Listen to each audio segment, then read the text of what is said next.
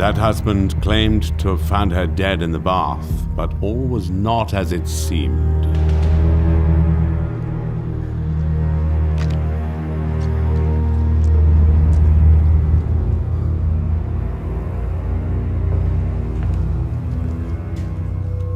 News of Margaret's death would eventually reach the desk of Inspector Arthur Neal of Scotland Yard, who was already dealing with the challenges presented by war with Germany.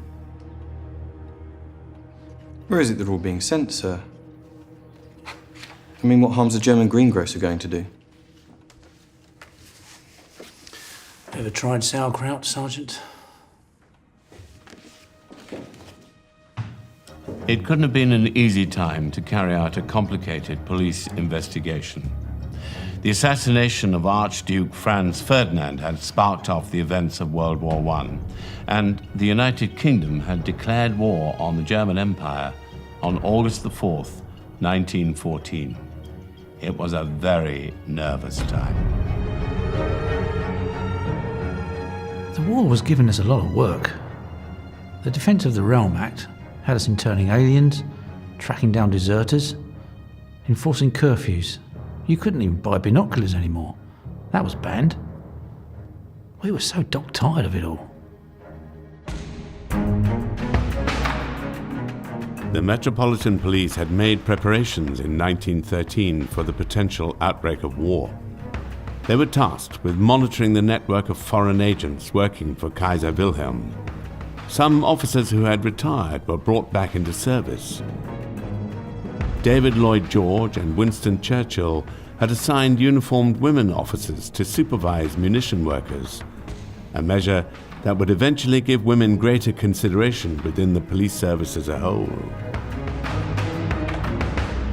There were more police at that time than I think at almost any other time. So policemen would later be called up, as they were in the Second World War, drafted into the services. But in the initial years, the war has only just started.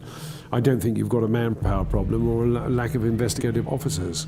Soldiers back on leave, or what leave they did have, would cause disturbances, so there was a need for a police force. In a case of murder, the detectives would always investigate it.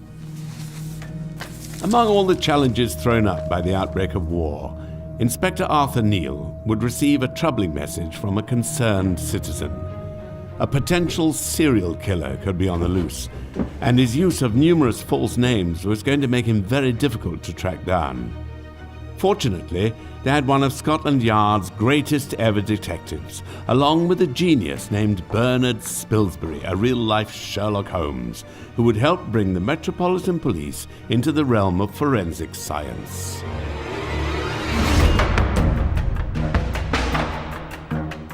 Margaret Lofty had died in the bathtub the day after marrying the mysterious John Lloyd. At first, it seemed her death had been a tragic accident. But Scotland Yard was about to receive a message from a concerned landlord that was to cast suspicion on Margaret's husband. Fortunately, Inspector Arthur Neal was on the case.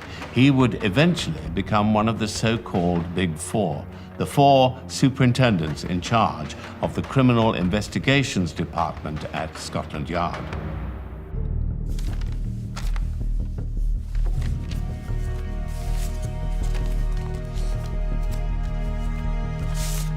Very tragic, only 25, young, healthy woman.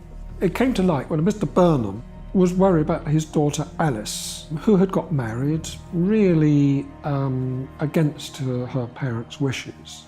But she had died on her honeymoon in her bath.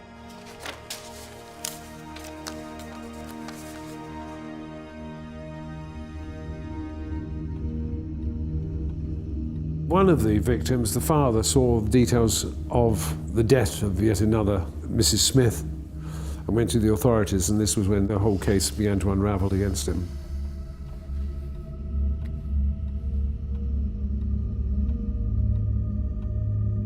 Mr. Burnham read another account in the News of the World of another incident that had occurred in similar circumstances, and said, that's exactly what happened to my daughter.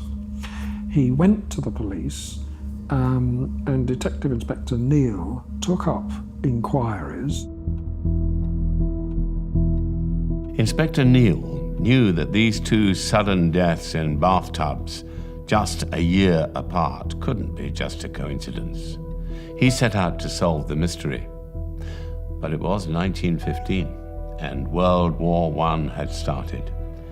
It wasn't going to be easy to catch a potential serial killer when the whole continent was about to collapse.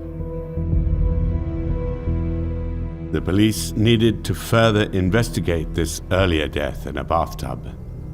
The first clues to this riddle lay in the coastal town of Southsea.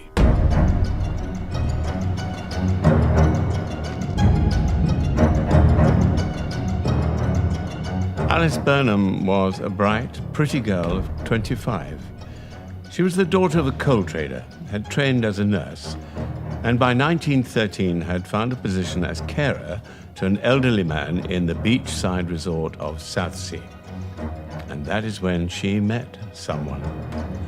An older man, certainly, but single, still quite handsome, and conveniently rich. This man of the world seemed besotted with her. And just a month after their first meeting, Alice wrote to her parents to say she was engaged. On the 4th of November, they were married against her parents' wishes at a register office in Southsea. And just 6 weeks later, she was dead, drowned in the bath. Her now widowed husband went by the name of George Joseph Smith. Who was George Joseph Smith? Well, he was a man who had a number of different names. He had a number of different marriages. He was a sort of petty crook and con man. I mean, at one point he's supposed to be dealing in antiques and general sort of wares. He had a criminal record when he was in his teens. He believed in dominating women, and he could be quite brutal, quite prepared to beat them if they didn't do what they were told.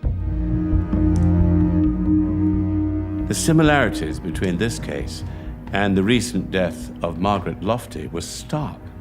But could their husbands, John Lloyd and George Smith, be the same man? Or was it just a horrible coincidence?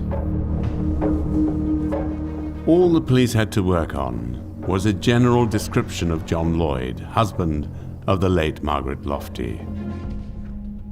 There was no sign of Smith, no sign of Lloyd, and no clue if they were even the same man. Age unknown, birthplace unknown, height 5'10", eyes brown, walks with knees slightly bent together. Sir, this could describe half the country. Time for some real police work then.